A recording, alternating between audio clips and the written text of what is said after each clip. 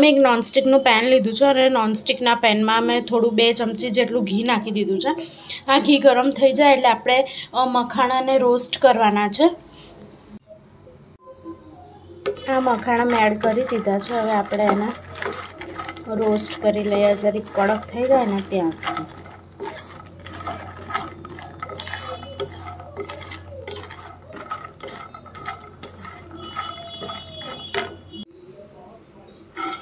મખાણા હવે રોસ્ટ થઈ ગયા છે. આપણે એને છે ને એક પ્લેટમાં નીકાળી લઈએ અને પછી આપણે આગળની પ્રોસેસ સ્ટાર્ટ કરીએ.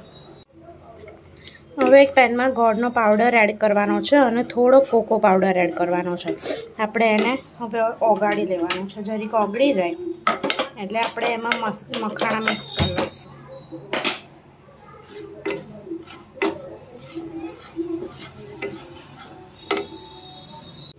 આમાં મેં મારા મખાણા એડ કરી દીધા છે.